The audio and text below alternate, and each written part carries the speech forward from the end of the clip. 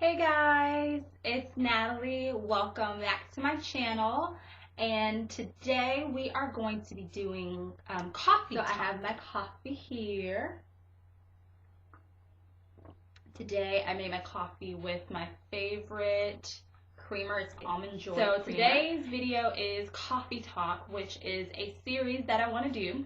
I don't even know if I'm allowed to have a series. Like, I don't have subscribers or lots of views on YouTube yet, but I'm going for it. So it's a series that I want to do on Mondays where I talk about different topics that are relatable to my life, so different things that I want to talk about, and even things that you guys want to talk about. So today's coffee talk is going to be the 11 things being a mom has taught me.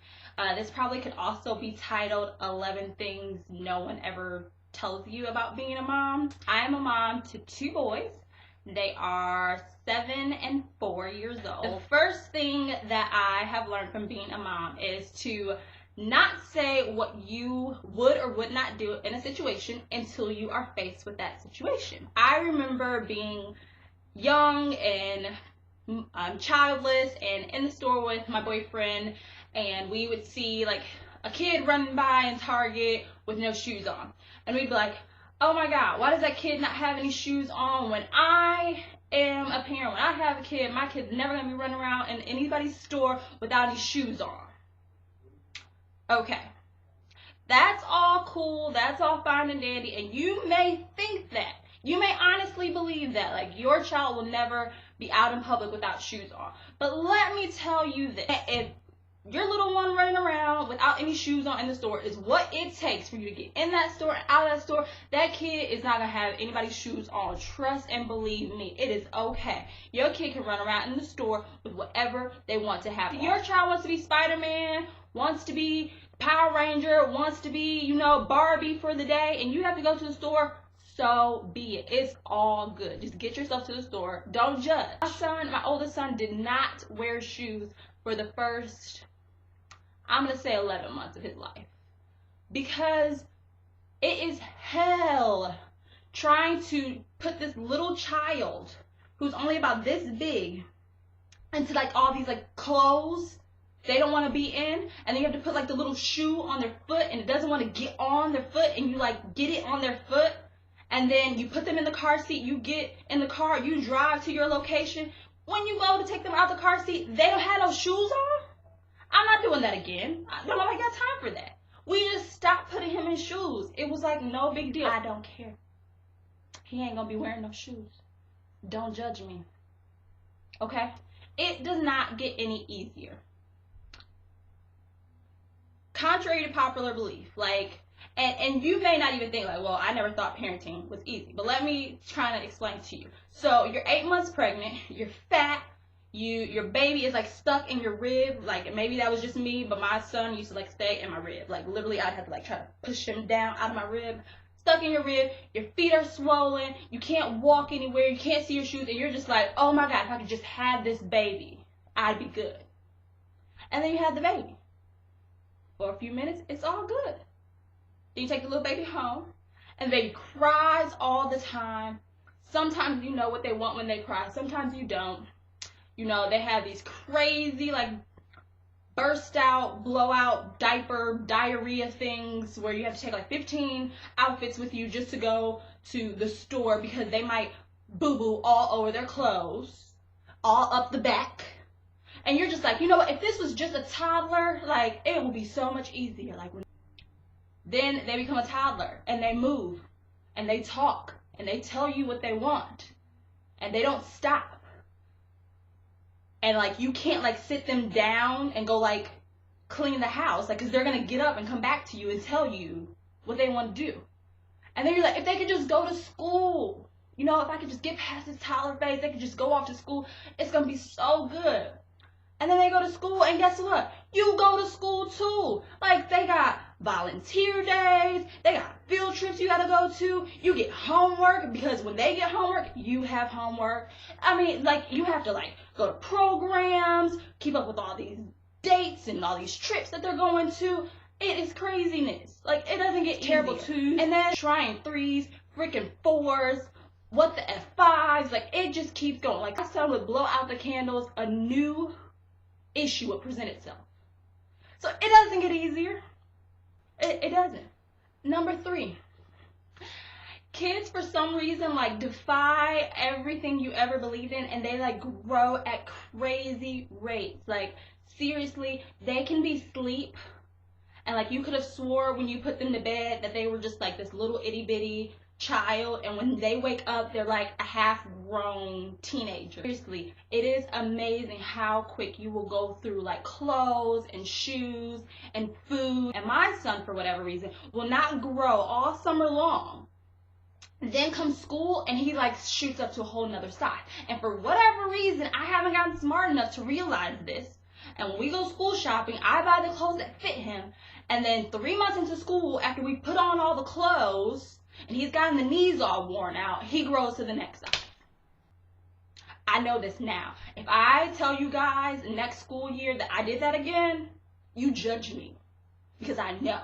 I know better. I better not buy the wrong size clothes next year. Ask me. Ask me. I'm serious. Hold me to this. Okay. Number 4 is kids have a sixth sense. Like, it is innate within them, this sense, to know exactly when you do not want to be bothered. And they will bother you. And it is so funny. The second I step into the bathroom, get my pants down, sit on the toilet, that is when they come and they want to know if I can get them a snack, play a game with them, can we go to the park? Like, this is the time. Like, seriously, this is what you want to ask me. Having to pull them out of bed to get them ready to go to school all week. Like, they don't want to wake up. And so one day, I'm thinking, okay, I'm going to wake up a whole hour earlier. I'm going to have this whole hour to myself, drink my coffee, read my magazine, you know, go look on YouTube. The second I wake up, here comes the little one. Good morning. Like, how did you decide today was the day that you wanted to wake up early? Okay, going along with that, the next thing that I've learned from being a mom is that mom is the most annoying word in the English language. But seriously, like, once you become a mom and your child knows that word, you don't like that word anymore. And it's not that if they called you anything else, it would be better. It's just the amount of times in a day that you will hear the word mom. It is my life every day. Like, the amount of times that the child can say mom, mommy, mother, mom, mother, mom. Like, they can say the name mom in so many different ways, quicker than my brain can even process that I need to respond to them. Like, how is that even possible? In addition to that, they will ask you the same question. That same amount of time. Can I have a cookie? Can I have a cookie? Mom, mother, mom, can I have a cookie? But can I have a cookie? Mom, can I have a cookie? Can I have a cookie? Mom, but are you gonna get me a cookie? But can I have a cookie? Will you get the cookie? Who's gonna get me the cookie? When can I have a cookie? Can I have a cookie now? Can I have a cookie in a few minutes? Can I have a cookie later?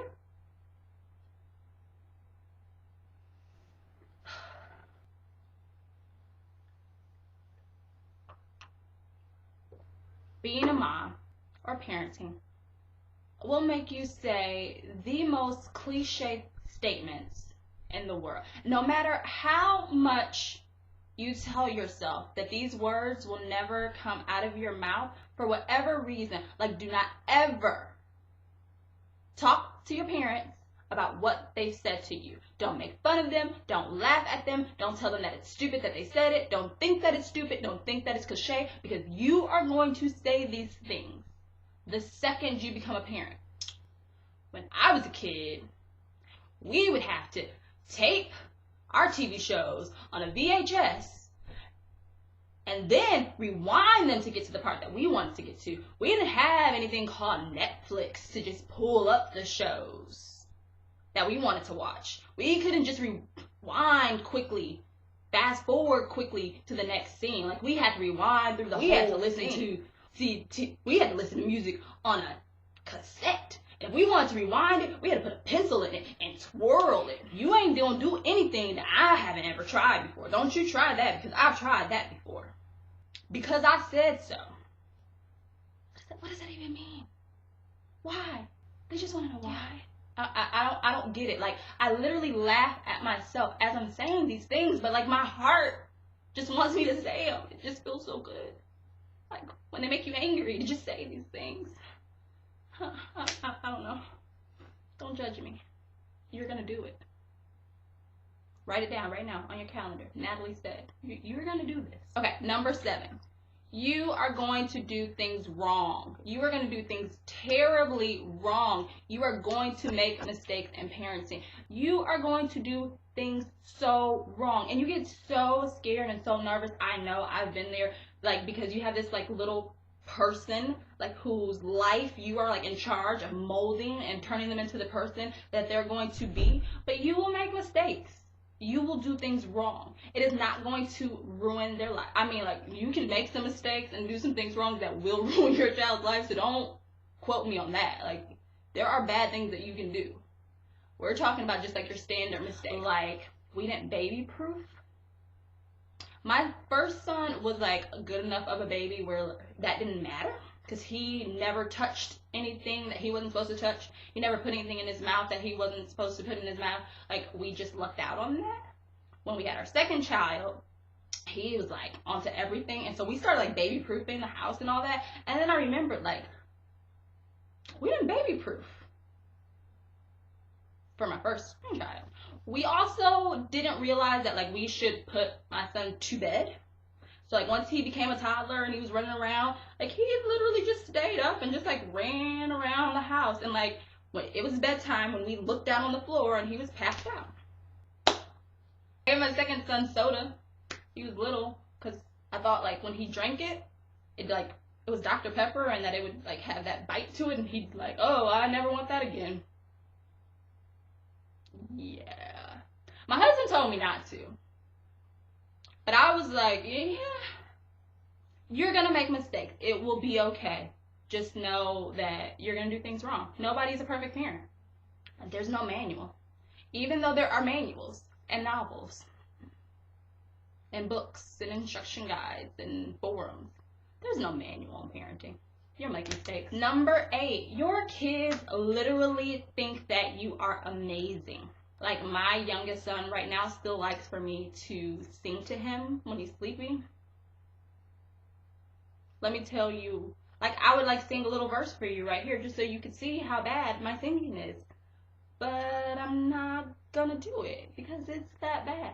But my son thinks it's amazing. My oldest son, like, he's in 2nd grade, and he will not hold my hand when we're at his school. But he lights up so much. Like, if I go to volunteer, or if I'm going to be room mom, or things like that, like, he takes so much joy in that, because your kids think you're amazing. And number 9 is, they also think you're naive.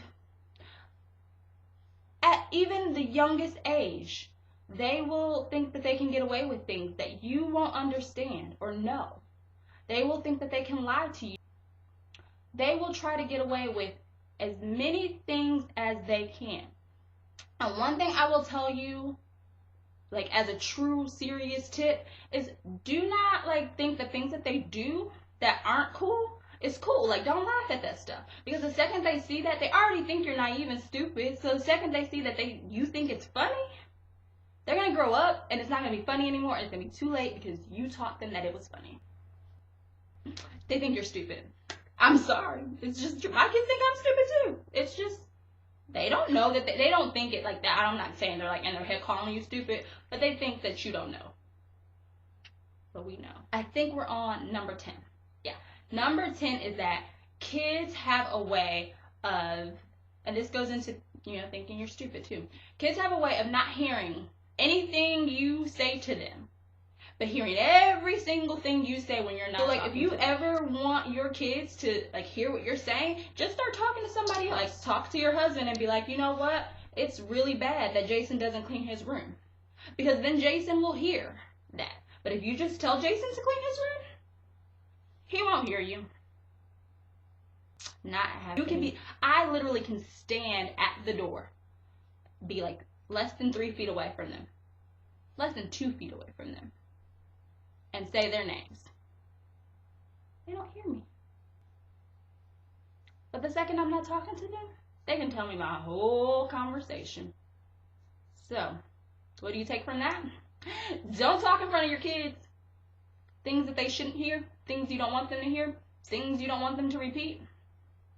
That'll be the first thing they hear, say, no, and repeat. The last thing, thing number 11, the last thing that being a mom has taught me is that just because you're a mom, you do not have to lose yourself. You can still have things that are yours, that you enjoy, and know yourself and be yourself and still be a great mom. You just have to learn how to juggle both of those. So don't lose yourself just because you're a mom or a parent. It's okay to do both. All right, guys, that is it for today. I will see you on my next video, which will be up on Wednesday, and it is going to be it's not a tutorial, because by any means I am not a beauty expert, a guru, or anything, but it's just to show you what I do, how I get ready, and it'll be this hairstyle and this makeup face. All right, so see you next time. Bye. Oh, comment, like, and subscribe to my channel. I don't know what I'm doing with my hands. All right, bye. See you guys next time.